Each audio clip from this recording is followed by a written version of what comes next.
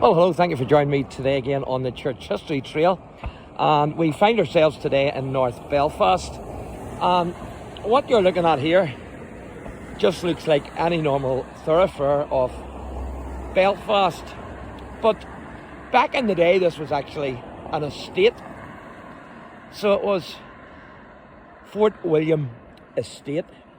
Now, Fort William Park in Belfast is a prestigious tree-lined thoroughfare in the north of the city, as you can see.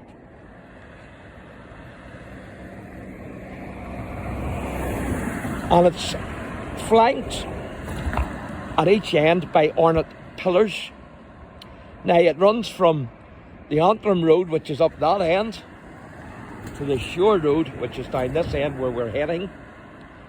And originally there were central pillars at each end of the park as well.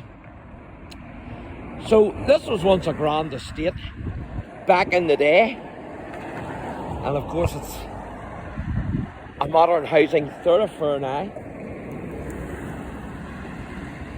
And that there is Fort William Grange, so I want you to keep that in your mind. Fort William Grange, they're apartments, but that area there has special significance here, which I will explain shortly. So the origin of the name Fort William comes from the late 17th century.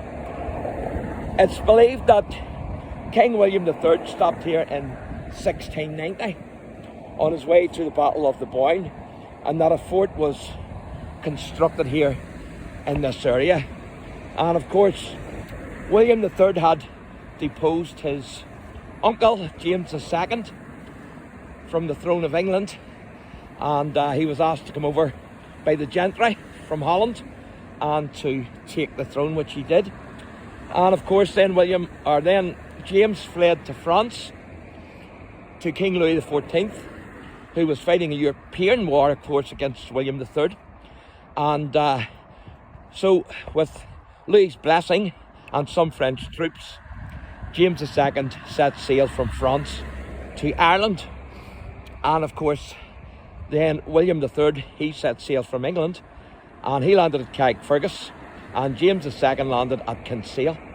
And both of them were heading for the Battle of the Boyne, which was fought on the 1st of July 1690, and of course that was a victory for William and the Williamites. And although the war would continue for another year, you had the Battle of Acrim in 1691, which was another Williamite victory, which sort of sealed the fate of the Jacobites. And so then you had the Treaty of Limerick, in which the Jacobite forces surrendered in 1691. But this is where we're heading to. These pillars here, these arches, because this was the entrance to the grand estate back in the day. So quite amazing.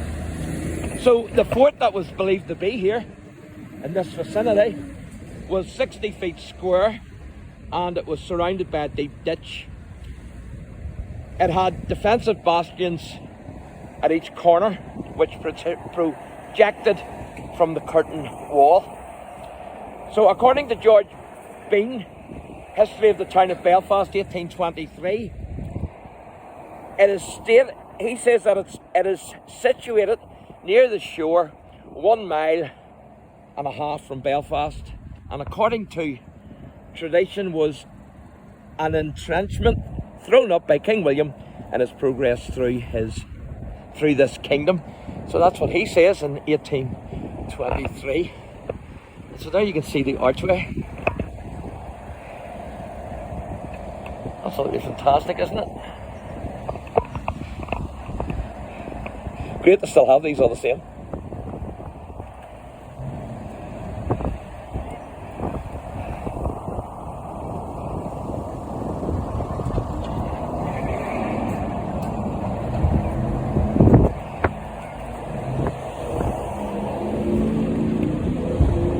Obviously there must have been something in there at one time, but they're gone now, whatever they were.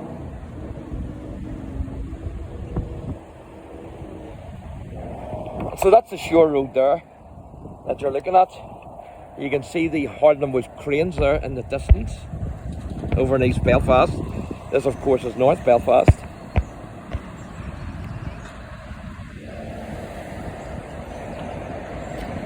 So King William is said to have stopped and refreshed himself at a well at the front of the avenue of Fort William Park at the Shore Road end. So that would be somewhere around here. Now, where that well is today, it's probably filled in. There's certainly no sign of it today.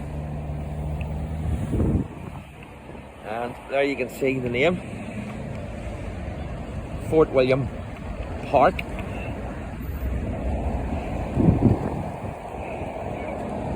And of course there's 3 Fort Williams. There's this one here in North Belfast. There's one in County Tyrone. And there's also one in Scotland. And the 3 of them are named after King William III.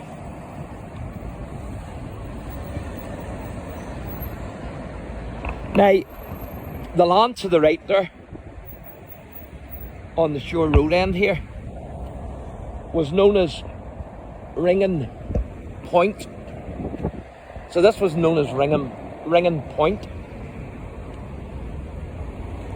When it ceased from being used for ecclesiastical purposes, the ground became a burial place for unbaptized children, strangers, people who committed suicide, and sailors whose bodies were washed up on the shore.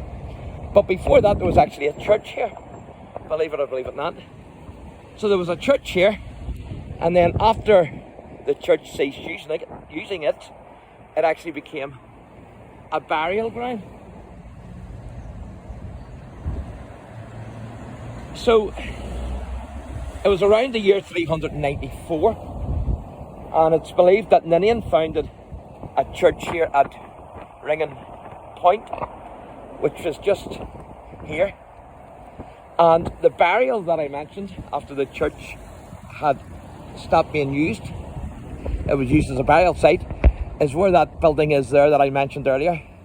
And so that's why I told you to keep that building in mind, Fort William Grange. So it's believed that that's where the bodies were buried, where the cemetery was. So, a wee bit of history there. So we're going to try and get across this road here if we can.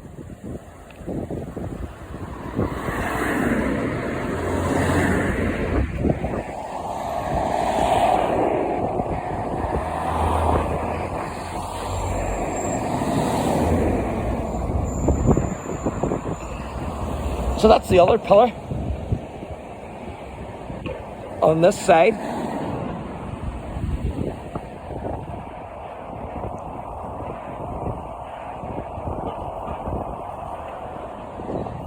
Fantastic, isn't it?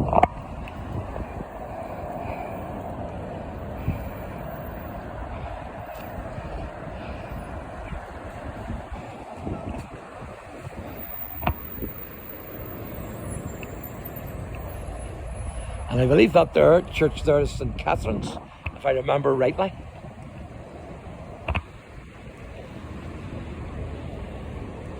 So there you are.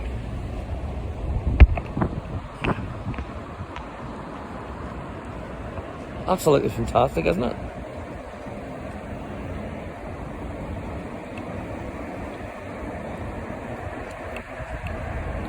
So in the next video, I'm going to video the other side, the top end of Fort William Park, and I'm going to mention to you William Sinclair. William Sinclair was a United Irishman. So stay tuned for that. So thanks for watching, and God bless.